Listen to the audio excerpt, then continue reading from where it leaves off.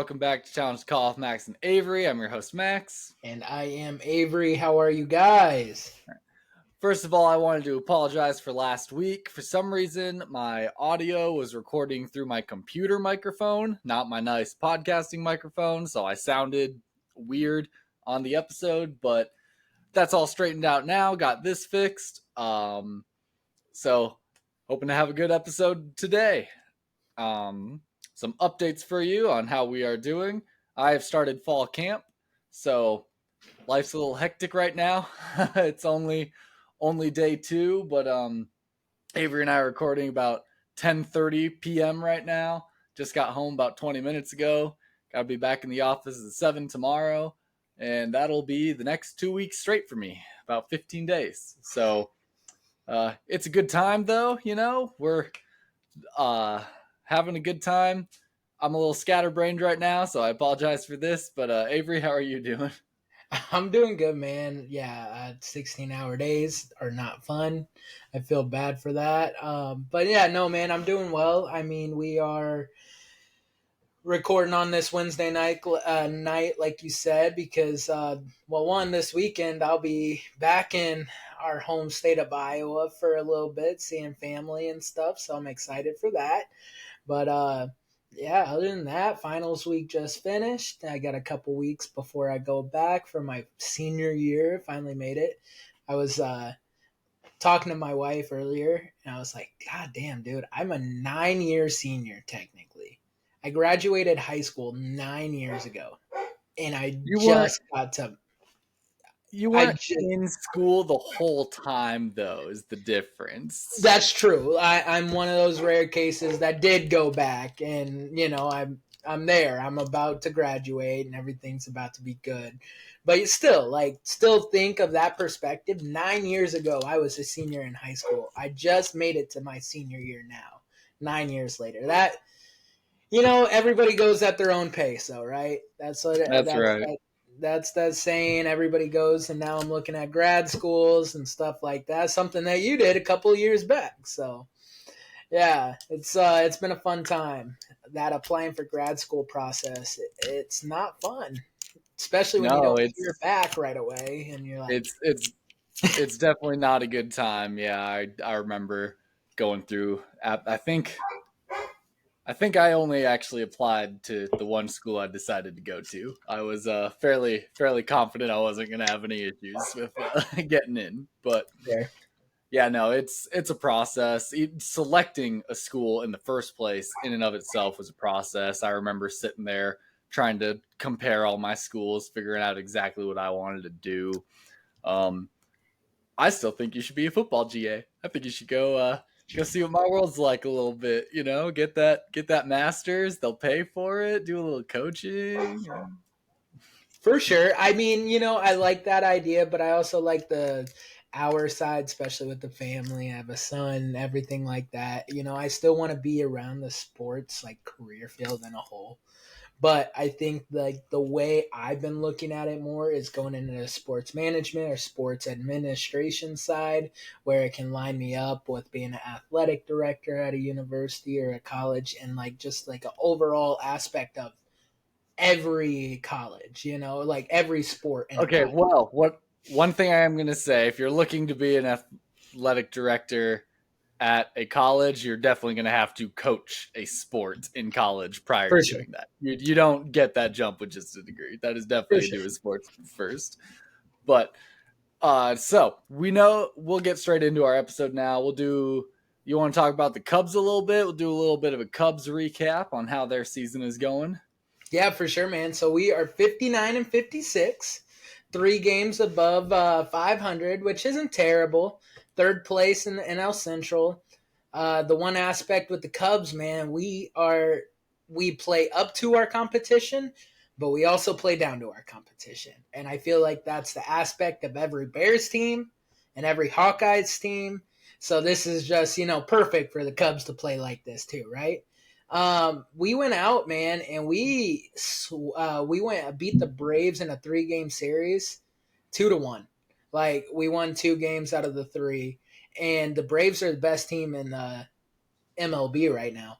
And then after that, we came out and we lost 2 out of 3 against the New York Mets, which are one of the worst teams in the league right now. So it's like, how do you do that? Like, how do you go out one series before and knock off 2 out of the 3 games, one of the best teams in the MLB, and then come out and lay an egg against one of the worst teams?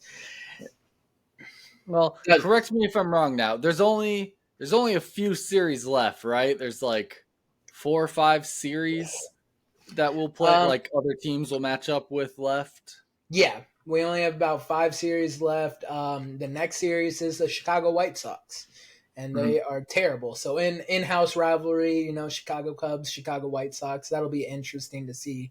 But we have a 3-game series with them, and they're 46-69. They're terrible also. So hopefully we can come back on the winning side and give us a bigger push to that postseason. But right now, for a wild card spot, we're a game and a half back, or half a game back. Half a game back. And one of the other coaches I think has said this before. I want to say a few of those series from here on out, we're low key playing some not great baseball teams. Like we're kind of down to that mediocre, if not below average pack that we should be able to make a decent push for that position. For sure, yeah. And that's what I'm hoping for but like I said, man, like we play down to our competition, and I really hope we don't do that and lay an egg in the second half of the year, especially August. August is like make or break it's kind of like December in the NFL. It's that make or break time where it's like, okay, are you a contender or are you a pretender? And hopefully the Cubs are contenders at this point. So we'll see. Very up and down season by our Chicago Cubs, but hopefully we can continue and see some October baseball. Yep. Hey, over 500 is all I ever ask for any of my teams. And any sport, any team that I watch, I'm always like, hey, get above 500. I'll consider that all right in my book. But getting into the real meat and potatoes of our episode here, we're going to talk a little Bears in our Bear Necessities segment. We already talked about our preseason game coming up against the Titans a little bit, but we're going to talk a little bit more about that as we have seen some news that Eberflus has announced that Justin Fields and the other starters are going to be debuting in that preseason game. I don't know if it was said how much of the game they would be showing. It could be a drive, it could be a quarter, it could be a half. No clue, but how do you feel about seeing all of our starters together playing in that first preseason game? I like it. I mean, I have some mixed emotions with it. I like it, but I don't like it, if that makes sense. The one aspect, the reason I do like it is, like you said last episode, Justin Fields still needs to learn. He still needs that game reps, especially if he wants to take that next step. So that's perfect. It'll be nice to see DJ Moore out there and Darnell Mooney and the connection that Justin's built through the offseason. But yeah, I'm really hoping on that side of things it's exciting. But, there's always that risk factor. I mean, we saw it in training camp with Joe Burrow tearing his ACL just in or tearing his calf just in training camp alone. Justin, the way he plays, plays very dangerously. Throws his body all over the field. He's a big effort type quarterback, which is great. I love to see the effort out of Justin Fields. But with effort can come injuries, and it can come a lot of cause and a lot of pain for just games that don't really matter. For sure. And see that I have mixed feelings on that just in and of itself, because I do think I stand by what I said. I think the whole starting unit even better. That is a young starting unit. That is a starting unit that is not played as like together. Like everybody on that roster is kind of new to each other to some degree. So I think that it is really important to get them all out there together, going against another team in a hyper realistic game type setting that doesn't matter. Like the pressure's on, but the pressure's not on. It's preseason, And yes, injuries are always a factor of risk. Like you can always, something freak accident can happen, like a Joe Burrow tearing the ACL in training camp type deal. Those happen. Those are hard to avoid. But at the end of the day, too, it's a football game. Like if you have to be that terrified of putting your starting quarterback in for a quarter of a football game, how the fuck are they going to play 18 all season long? Like, hey, you got 18 of these fuckers coming up. Like, you better be able to survive a quarter of a preseason that, yeah, put in the effort, but also understand where you're at and like what you're doing. Like, you don't need to be charging head down on a 4th and goal to give yourself concussion just to score in a preseason. Like, understand the situation. Understanding the situation goes beyond knowing the down in the distance and like time left in the game. It goes on further to say, hey, know the outcome of this whole season, the goals, the objectives of this whole season. This is a preseason game. It doesn't count. Like, try, do your best, play like you're gonna play, but at the same time, understand, don't murder yourself right now because this is a preseason game. We're just getting you some realistic game feel against another team. For sure, 100%. And I am excited to see him play, and I'm excited to see everybody play. I'm really excited after the Bears family night. Did you hear about what happened? I did not. Oh man, so the NFL, a lot of teams do kind of like a spring type game, kind of like what college football does, and that same aspect of things. And the Bears had their family night game, and Fields completed 3 passes, uh, including a 17-yard dart over to Tyler Scott, rookie. With 14 seconds remaining, his final completion came on an 8-yard pass to DJ Moore, inbounds with no timeouts. Fields hurried the offensive line to the scrimmage, clocked the ball with 0.6 seconds remaining, and Cairo Santos kicked the game-winning field goal.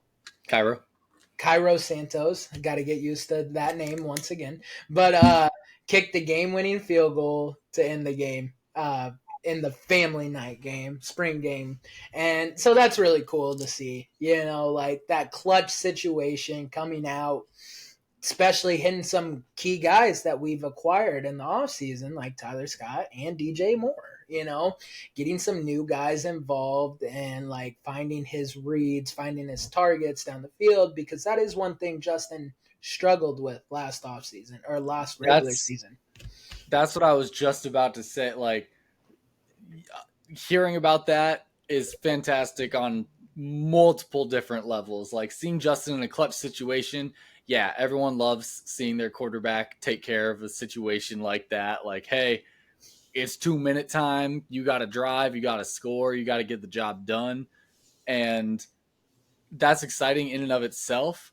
But what's more exciting to us as Bears fans, like you were just saying, Fields was kind of notoriously bad at that for the first couple of years. Like good quarterback, solid numbers, could play the game well, but the one key factor he had always lacked for us was no clutch gene. He did Right. not have the clutch gene that we had seen yet. That was always where we lost our games. We always fell out, like toward those later halves, like 2-minute type drives. We never finished strong at the end. So just hearing about that gives me a lot more confidence, honestly, going into this season. I agree, man. And, I hate another part of this is Chase Claypool during this spring game. He injured his right leg. He seems to be out 6 to 8 weeks.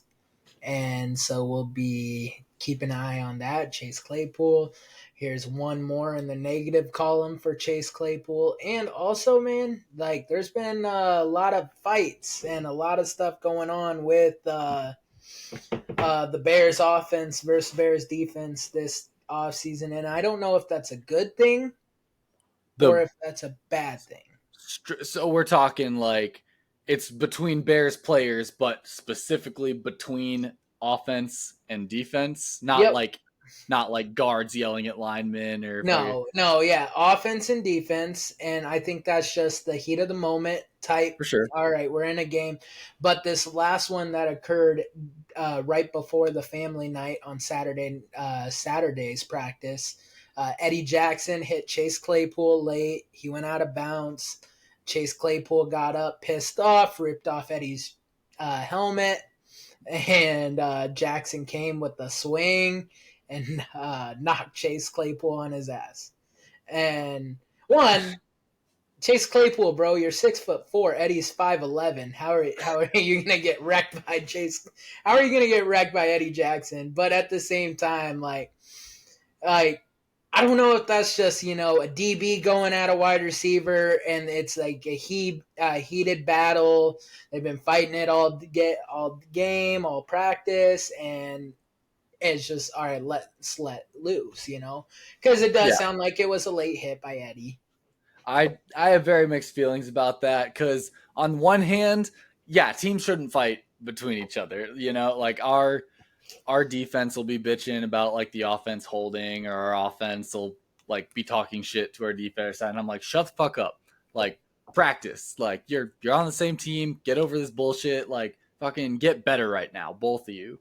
But at the same time, and maybe this is just coming from more of a fan perspective now and not a coach perspective, because I'm sure if I were there as a coach, I'd be furious. But to some degree, as a fan, I'm like, okay, yeah, I like seeing a little bit of dick in my players, Like I like seeing a little bit of like that kind of aggression and that kind of like intense level of play and caring just shows a deep motivation, a deep wanting to be there, wanting to succeed. Like guys that are just kind of there getting a paycheck, they're not out fighting each other on the field, Like Right. maybe there was a late hit. Like I don't want to see that shit, but like I do like to see a little bit of aggression. I do like to see I want some killers on my team, Like you want those guys that are deeply motivated and, forcefully going to get that job done compared to those guys that are just kind of there, don't really care. Like you're not seeing someone who doesn't care taking a swing on someone because they're getting frustrated. Like they don't really care. Like, oh, you just shut me down, whatever. I'm getting paid either way. So like to some degree, I do enjoy seeing a little bit of the high intensity stakes, kind of the fisticuffs coming out. But this does sound like it definitely went way too far. Helmets should not be being thrown off. Swings should not be truly being taken.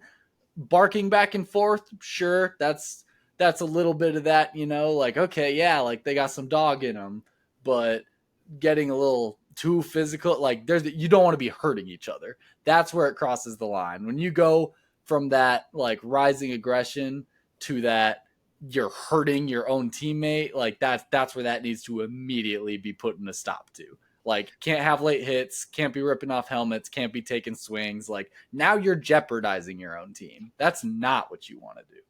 For sure. Well, and I think a lot of it is to do with just one certain player. Because I'm reading this tweet that happened earlier this morning.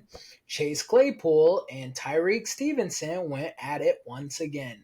It was a physical at the line scrimmage. Claypool threw down Stevenson. There was a flag thrown. Claypool and Stevenson started talking back and forth. Chase Claypool pushes Stevenson down once again. Okay.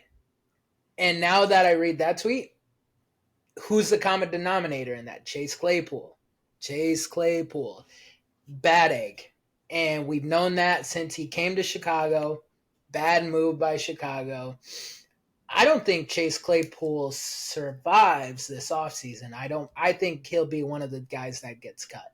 I really truly do. It definitely sounds like he's a little bit more of the instigator. And it sounds like he is more so crossing that line between, being a bit of a dog and hurting your own teammate. Like when it's happening in a kind of generalistic term, like when we watch a lot at our practices, it's fairly general, across like the offensive line or maybe the running backs, like at the linebackers a little bit. Like it's some general chippiness, some general like, head of steam at you kind of thing. It's never like there's one guy just out here causing issues. When it's one guy out here causing issues, that kind of starts to untangle things, and it's like, okay, hey, like you need to chill out a little bit, because sometimes maybe he has a little bit of a reason to put up a little bit more of an aggression, but other times it's kind of like, hey, like he's doing his job, he guards Right. you, he's making you better, and you seem to be overreacting every time that you don't catch a ball or some shit. Just Yeah. that's it can't be a reoccurrence with one guy and one guy only. Right. And speaking of the receiving core, like another big article from Clay Harbor today, Darnell Mooney with the nasty move on Kyler Gordon. Darnell Mooney shines in practice today. And we've talked about the acquisition of DJ Moore and like the benefit it's going to happen with Justin Fields. But people forget that Darnell Mooney 2 years ago was 1,000-yard receiver. And do you know why he was 1,000-yard receiver 2 years ago? Because we had Allen Robinson on the other side. He wasn't the number one guy. And sometimes in the NFL, you're not that number one guy. You are a great number two, but you can't be that number one guy. And I'm hoping that we see, okay, Mooney come back into his own as that number two guy, and that connection that him and Fields built last year, I hope it continues throughout this year. Well, and I believe I've said that at least once, if not a few different times on this podcast already. The minute we got DJ Moore, like, yeah, it's gonna open Mooney up. I don't even think you have to label it like wide receiver 1 or wide receiver 2. Sure, Mooney could be a wide receiver 1, and if DJ Moore is the wide receiver 2, that benefits both of it. Like, it's not even a ones and twos situation. It's a how many players do you have on the field? Like, For you sure. put two wide receivers on the field across from each other, that's going to put other teams in a bind. They're going to have to, they can't just double/triple one guy. They can't just put their best corner on one side and leave their other corner on the other. Like that truly is going to put defenses in a bind. You can't have your, I can't think of a stellar corner right now. I don't know why I'm blanking on this. I have a Jalen guy Ramsey. in mind too. Yes, that is who I had in mind. Thank you. You can't put your Jalen Ramsey on Darnell Mooney when DJ Moore's out there, and or vice versa. He can only be on one guy at a time. Automatically, the other guy is going to be a little bit more available. I don't think you necessarily even have to rank them. You're a one receiver, you're a two receiver. Because if you take away Mooney and you put another couple, whatever, put a Claypool and someone else who's just St. Phyllis Brown. Jones, depending on how he performs this season, not to be too harsh on him, but put those two out there. DJ Moore's not going to do the same thing he did in Carolina either. Like, Right. one receiver versus two receivers. I don't care what order you rank them in, as long as you can spread out your talent.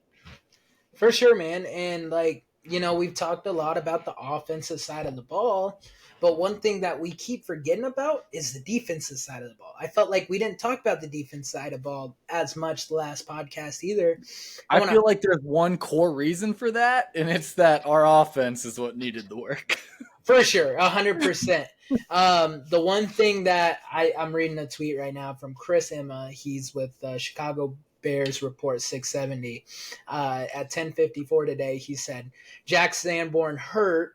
Noah Sewell stepped up in a big way. He looked very impressive with his opportunities today in camp. The Bears have dealt with injuries at linebacker. He looked like he looked the part as a rookie. And here's another guy we mentioned when we drafted him. Don't let Noah Sewell get that opportunity, because you might not get that job back. And it looks like this might be the start for Jack Sanborn. Hey, man, you might want to try to stay healthy, try to stay on the field, because Noah Sewell's coming for your position. Just like we were talking about this last week, Sanborn doesn't deserve to lose this spot. I said that you can't just bring in Noah Sewell and replace Jack Sanborn right off the bat. You have to show a little respect to those veteran players that have had success. As long as they're producing, you can't just cut them out right away. but being injured could have a very, very tough impact on Jack Sanborn because you go down with an injury, Noah Sewell goes in and starts just kind of taking over. When you do get healthy, your spot's not guaranteed anymore. Like that starts to get back into the okay, we got to show him a little respect because he's kind of been the guy. He's being the guy, and he's what we kind of want to go with more long term. So yeah, he might want to do everything in his possible power to make sure he sees that field and does not stay out too long with an injury, especially once regular season rolls around. For sure. And then one thing that I kind of want to incorporate, and maybe we could try it out on this pod since we don't really have like a specific outline, is for every game coming up, I want you to pick one offensive player that you're excited about and one defensive player you're excited about watching this week. And tell me why.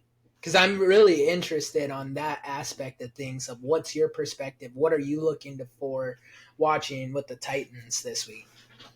So I'm gonna be straight with you. I'm gonna watch very, very little football this week. For sure. Well, I'm gonna watch zero football. Actually, I'm gonna be completely honest with you. I'm not gonna watch a single preseason game of football. My preseason football is going to consist of the 16 hours a day in which I will be at practice, watching film, or installing. So, for sure. Okay. Well, who are you just excited in general about to start the year? I Fields obviously is the big guy. Like you Right. got to see how Fields does. Now the extensions of Fields, obviously that we're looking to see. DJ Moore, obviously coming in. I personally, being a big tight ends kind of guy, I want to see Robert Tonyan, how he meshes on that Bears roster as a tight end there. Defensively, I want to see.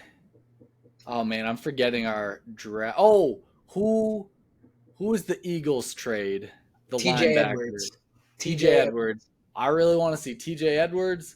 I also really want to see the end that we just picked up last episode that we talked about. Don't want to try to pronounce his name. Yannick Ngakoue. Yeah. Well, butchered it probably, but yeah. Yeah, I'm excited for that guy too. See, I got a couple of guys because I want to talk about a couple of position battles like Deontay Foreman. I'm excited to see what he's going to do when he comes into Chicago from Carolina. He was kind of that go-to guy. I'm not too high on Khalil Herbert, and I've said that on our pod. I'm not the biggest fan. I do like Roshan Johnson, but he's still a rookie. The one guy that has that veteran presence, that runs hard, he just runs hard. He's like a hammer, hitting the hole, hitting the hole, hitting the hole. And that's Deontay Foreman. So I'm excited to see what he's going to look like as a Chicago Bear. And that's one of the guys on the offensive side. Another guy is Cole Kmet. I'm excited to see what he'll do this offseason, especially with him getting that new contract. He just, I don't know if he got paid one of the biggest contracts in the NFL for a tight end, which I don't think he really deserved it. Yeah, that is super interesting to hear, considering there's a whole slew of tight ends feel like I could mention before I'm going to bring up Cole Kmet, but I mean, good for him. Yeah, 4-year, $50 million extension with $32 million guaranteed. So, man got paid. Let's see what you can do on the offensive side of the ball. And, of course, Darnell Wright. I'm really excited to see how he translates into the NFL. I'm excited to see is Braxton Jones going to stay at left tackle, or is it going to be Darnell Wright that stays at left tackle? So I'm interested in that side of things. On the defensive side, oh man, there's so many choices I could pick. One of the guys that I'm interested in is probably Zach Pickens from Ole Miss. He was our 3rd round pick. Defensive end, one of the fastest guy on the field. I think that'll be exciting to see how he translates on the defensive side. And just because I enjoy watching him so much, man, Jaquan Brisker, that man flies around the field. He hits hard. He's learning every aspect he can from Eddie Jackson, which is a great veteran to learn from. And I love Jaquan Brisker. Like, people thought that was a stupid pick, second round, go defense with Jaquan Brisker, Kyler Gordon, Ryan Poles first year. Look how it's turned out so far. And of course, the guy from Buffalo, the outside linebacker, Tremaine Edmonds, that will be interesting to see how he, comes in. That's another one I like too. There's too many names. We can't mention everybody. Like right now, I feel like we're basically just going through the starting roster. Who do we want to see? We want to see the Bears. Like that. Like For sure. we are naming every fucking player on the roster. We want to see the Bears. No, yeah. Running back battle wise, I definitely think Foreman's RB1, and then I think the true battle is for RB2. That's where you get into, is it Herbert? Is it Johnson? Like that's going to be the RB2 battle. I think Foreman right now, in my head at least, is easily the top guy for that For choice. sure. Which running backs get a heavy rotation anyway. They get beat shit. So No kidding. but that being said, short episode today, guys. Just a little 30 minutes knocked out here. I got to get to bed. I'm exhausted. We will try to record again next week. It'll still be camp and stuff going on for me, so I don't know. We might do another short episode like this again. That is to be determined. We will let you guys know. Keep your eye on the Instagram. Keep your eye on the TikTok. When episodes are out, we'll make different posts. We will let you guys know. So until next week. Yeah. I guess I got nothing else to say, but bear down.